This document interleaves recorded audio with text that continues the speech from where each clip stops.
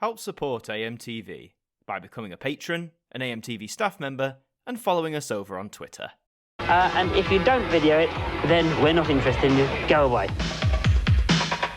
Hi there guys, it's Adam Martyn here, and welcome back to another video. And this time, we're going to be talking regarding the future of television. Is it your fault that it's dying? And when I say you, I mean, in a sense, the general audience. Is it our fault as opposed to the people who make television as to its invariable decline in the mainstream and maybe like popular appeal as well? What inspired this was a very interesting article that I saw from Broadcast. This is a great magazine, a great resource. I highly recommend that you create an account with them to access their vast archive of articles about what's going on. But the title of it says, "Commissioners aren't the enemy as TV battles for its future," implying it's not the people who commission, who authorize the TV to be made.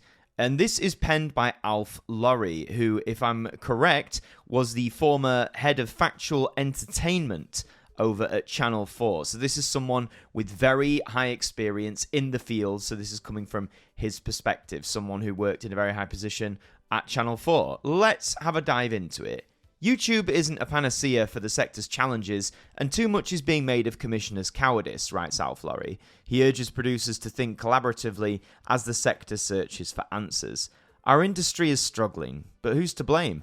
At Edinburgh this year, accusatory fingers were pointed at our commissioners. Too cowardly, too unimaginative. If they were better, we'd be all right. If only it were that simple. The deeper and more unpalatable truth is that the true villain of the piece is not the commissioners, it's viewers. If anyone is cowardly and unimaginative, it's them. That is a very bold claim to kick your article off, insinuating that it's the viewer who are the true villains, that we are the ones, dear viewer, we are the ones who are responsible for television's decline. Let's go into it further. It's viewers who are scared of trying new talent, not commissioners. It's viewers who 9 times out of 10 will choose a mediocre true crime or celebrity doc over a brilliantly made doc about almost anything else. It's viewers who, overwhelmed with choice, are terrified to take risks on unfamiliar looking new propositions. And to be fair, what he's saying there in principle, I think does apply to a lot of us. I know I, on occasion, when I've been looking for something to watch, because of the wealth of choice out there, you know, there's so much content to delve into, sometimes I'll hold my hands up. I just give up and go for something that feels familiar, whether that's a documentary on a subject I'm very familiar with, or even something I've seen before, like a classic film I loved from my childhood or something like that. I think we've all been guilty of doing that. 40 years ago, with so few channels, viewers got what they were given. Now they have all the power, and commissioners are at their mercy. Broadcasting has gone from herding sheep to herding cats, with wonderful content routinely unwatched and unnoticed. The commercial pressures on our broadcasters are more intense than most producers realise. They can't admit it because they want to project success and confidence. But the current trends of falling viewers year on year can't be survived indefinitely. And I agree with that. You know, if viewership dwindles year on year, yes, you can't just survive off that alone, because that's going to be pretty bad. Interesting how he cites that, you know, now we have all the power. And in a sense, that's true. You know, so much programming is being pushed out to us over hundreds of channels and the streamers as well. And it's us. We're free from that sort of old scheduled time slot way. We can choose what we want to watch when we want to watch it. But he is right, I think, that several great programs do go unwatched and unnoticed by the masses. I mean, take my parents, for example. They sort of grew up in that prime era of television, and they still watch it quite regularly. And the amount of dramas or documentaries they tell me that they've watched that sound really good and they rate really highly, but then I'll talk to other people my age or other friends my age, sort of that late 20s, early 30s, and they've not even heard of it, let alone watched it. Alf talks about a new and powerful competitor. The competition isn't from other broadcasters. If it were, the industry as a whole would be fine, even if individual broadcasters were swallowed up by their competitors. The threat comes from a rival medium that threatens all broadcasters. The cheap, user-generated online digital content, which largely drives YouTube and TikTok. It superficially resembles television because it's also watched on a screen. But it's almost as different from TV as books are.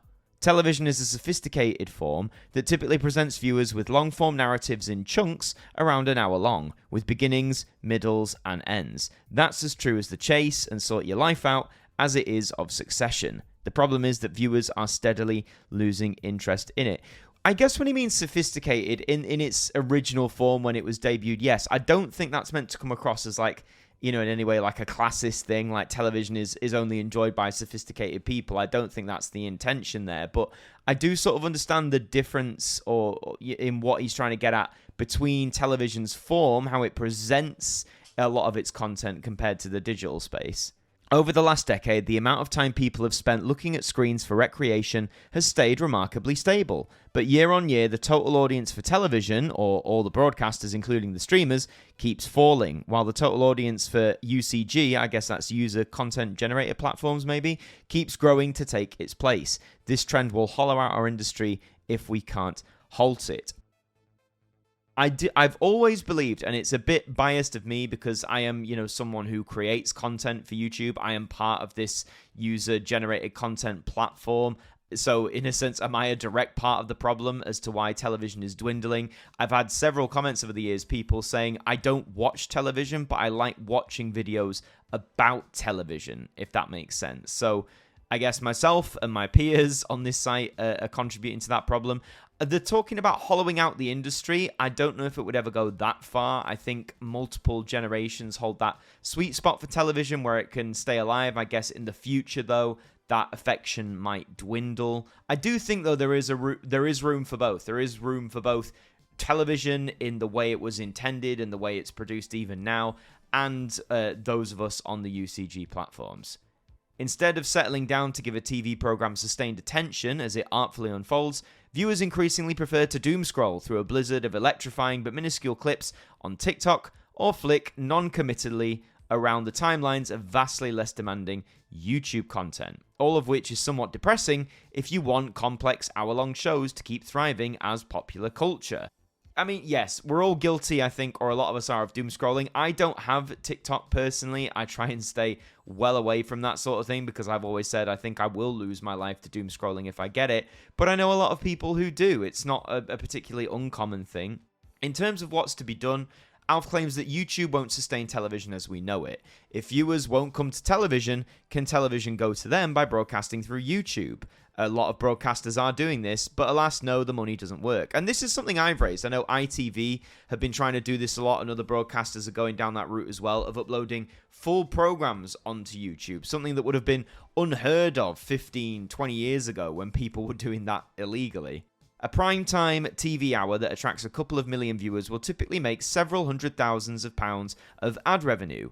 A YouTube hour that attracts the exact same audience will be lucky to make more than £20,000. I'm assuming Alf's done the looking on the metrics of this. I can't confirm nor deny that, but let's take it as read. That's incredible money if an individual has made the content in their bedroom, but not if it needed a crew of dozens or even hundreds working for months on end to make it. I mean, hell yeah, preach to the masses. If I could make £20,000 from an hour-long video, that would be incredible, but I'm just a one-man army. I totally get that when you've got a crew of all sorts of different departments as well, they all need to be paid, and £20,000 for an hour-long program in this day and age likely wouldn't cut it in terms of making the pay grade. Broadcasting television through YouTube can add marginal additional revenue to a show that has found funding elsewhere. It can hope to be a gateway drug, inspiring new viewers to come to the medium of television itself.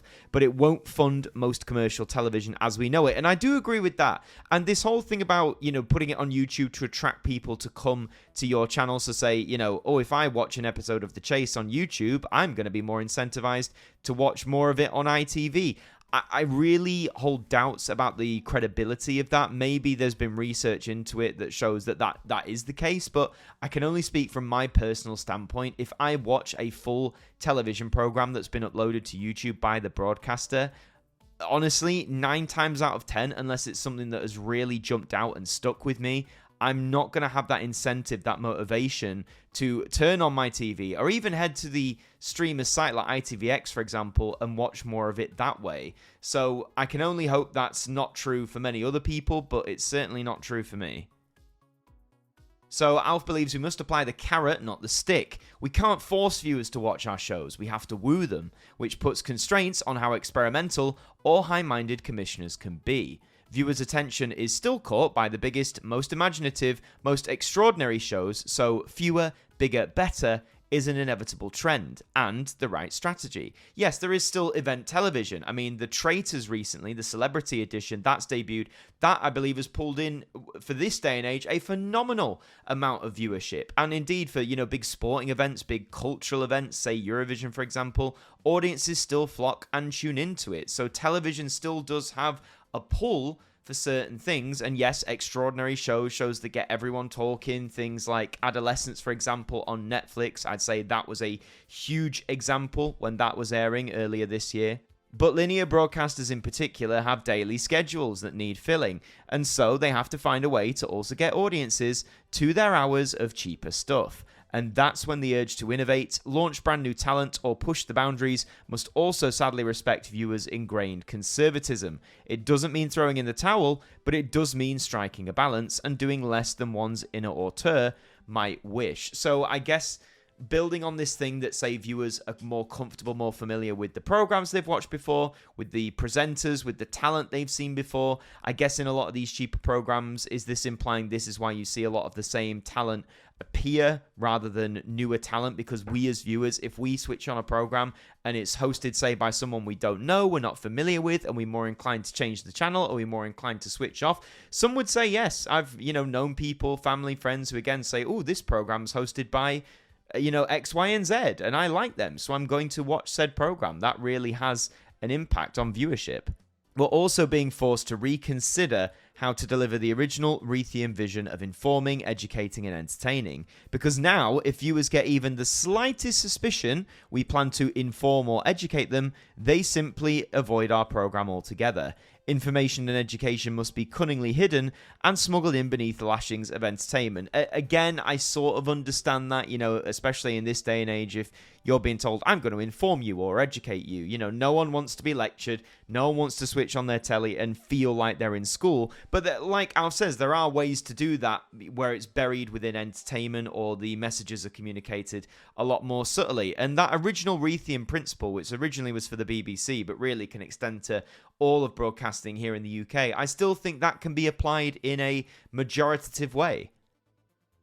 He claims a win for one is a win for all. Harry Potter was a win for all publishers, not just Bloomsbury, because it recruited an army of new readers to the medium of books. In the same way, any television that breaks through and captures viewers' imaginations at scale is a win for our whole industry. Viewers don't care that The Traitors originated in Belgium, so neither should we. And viewers have an inherent curiosity about reboots and will often turn up for them in greater numbers than they will a brand new title. We shouldn't sneer at Big Brother or Gladiators or Educating Yorkshire because they have been made before. Even William Shakespeare's plays were mostly reboots. And yes, that whole reboot thing, that is definitely a factor as well. Anything that gets remade, whether we're looking forward to it or we're sort of dejected by it, the fact it's being rebooted or remade at all, a lot of us will still tune in, and Gladiators did really well when that came back last year. Big Brother initially, I think, in 2023, over on ITV2 did well and still does well on the streaming angle for ITVX. Educating Yorkshire as well, that was a big program in its day. No wonder it's getting some buzz now. And again, did you know The Traitors originated in Belgium? I certainly didn't, and I bet a lot of you didn't know that either.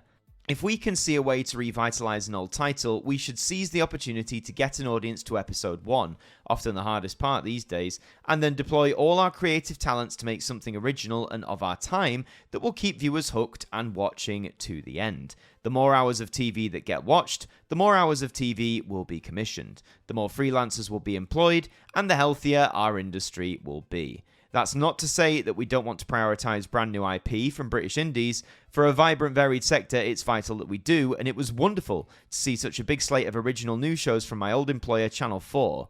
It's just we shouldn't see this as the only creatively valid goal. The fight for viewers is hard enough without self-imposed obstacles. And yes, it was great that Channel 4 was championing that slate of original new shows. But again, I'd love to see the viewership data. Were they watched? Were they classed as successes? Did they take with general audiences en masse?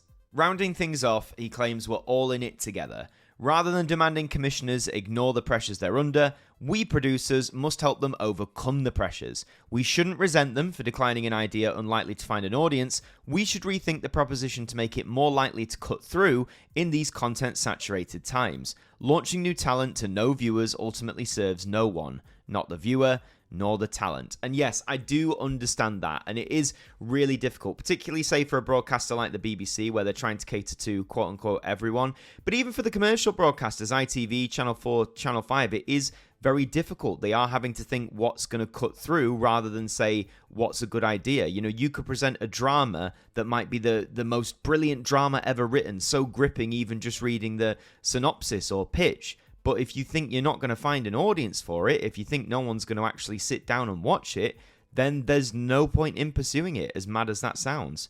Of course, we can drop out of the television game altogether and circumvent the commissioner altogether by self-publishing. There's a host of exciting developments in this direction, from Zandland's recent self-publishing to Quintus, the digital-first unscripted platform. But if we want well-funded, well-crafted television to thrive, we have to work together with, not against, commissioners to collectively figure out how. And again, it's reasserting this whole point that I guess the commissioners, the people who commission the programs that you ultimately watch or don't watch on your telly, are to blame, and that the actual blame, again, falls to us. It's us, the audiences, moving away from television, turning to things like YouTube and TikTok. And again, I'm guilty providing content for yourself. I'm very grateful that you watch. But again, is this whole thing reasserting that me and my peers here on YouTube are a big part of the problem? As several suggested in Edinburgh this year, that might require commissioners to change how they work. More transparency, perhaps less hierarchy. It'll almost certainly involve more complicated funding models with more co-productions, more money from brands. None of it's easy or certain, but the future of the medium is at stake. Now, take Mr. Beast, we all know him. He's a genius, but even his high-budget, hour-long YouTube films aren't television as we understand it. His version of Squid Games in real life currently stands at 869 million viewers. Good God, that's so staggering. It's hard to fully comprehend, that's right. We're getting close to 1 billion views on that thing. That's insane. But its underlying creative ambitions don't hold a candle to Netflix's Squid Games the reality show, made by Studio Lambert and The Garden. Mr. Beast's version flies past at breakneck speed. It doesn't aspire to depth, to pushing creative and artistic boundaries, nor to a deep understanding of its characters. Its sole aim is intense, disposable watchability. Now, the thing is, I understand that critique, and it is true of a lot of like YouTube and TikTok stuff. It's fast, it's intense, it's very quick, it's not that deep, essentially. I'm of the mindset that not all content, be it proper television or YouTube stuff or Netflix or TikTok or whatever, I don't think all televisual content has to be like that deep or contain lots of depth. There's plenty of people out there who at some point enjoy just a bit of like disposable telly, something they can whack on, enjoy quickly, and move on from. So Mr. Beast stuff, I think, does have its place. It does have its audience, but I can understand the criticisms. They're entirely different enterprises serving entirely different viewer needs. As it happens, I love both, but they aren't the same. It'd be sad if the world only had the Mr. Beast version of things, and I do agree with that. I think, again, the balance for both is essential. To defend commissioners is not to defend the status quo. Change is inevitable, but commissioners ultimately aren't the root cause of our predicament. So, again, that was from Alf Laurie, who was the former head of factual entertainment at Channel 4. Very interesting food for thought there, don't you think? Because it really presents this angle that I haven't really seen that much. I've maybe seen it in the odd comment on my videos, but I haven't really seen this pushed about that it's the audience that are the villains. It's the audience that are to blame for the fact that the traditional medium of television is in decline. Obviously, we know more people are moving away from it, but to cite the blame onto the audience is an interesting angle. And I do think, based on what Alf's written here, to some extent, he's right. You know, that era of familiarity, we're always very hesitant to change. It takes a long time. We'll go with familiar talent, established talent that we know over new talent. We'll go for reboots over original programming. And even when we do watch original programming, we're less likely to go for it unless there's been like a big marketing push or there's been extreme word of mouth or presence on social media.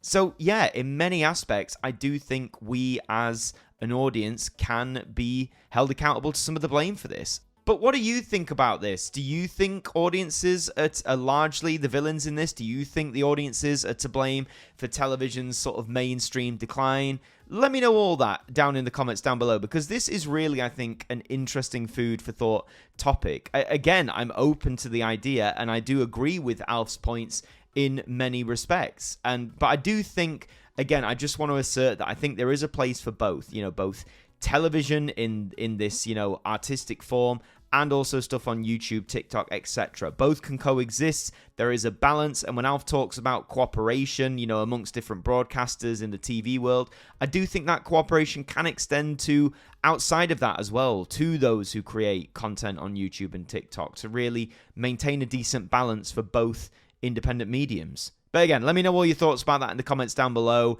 Leave a like if you enjoyed this video. It really does help us out. Subscribe as well. We'd love to have you aboard. In the meantime, I've been Adam Martyn from AMTV. Thank you for joining me, and I'll see you next time. Thank you to our patrons for helping to support the show. And a special thank you to Macra, Sean Knock, Dord Khan, Ethan Carberry-Holt, Liam Domain, AJ Mac 200017, Jen, Traffy, Mr. Eurovision 1986, Tim Ripley, 40-something Manchild, Mr. J. McLeod, James Wallace, Ben, Stephen Oliver, Shadow Fiend 180X, Swan Ronson, Adam Gamer, Sir Fonzie Daz, Matthew Elliff, Pigeon's House, Seraphic Euphoria, Dave Batten, Cave Malin, Liam Turner, Jenny T, Lovely Dave and Gem, and Tyler McLean 316, our AMTV staff members.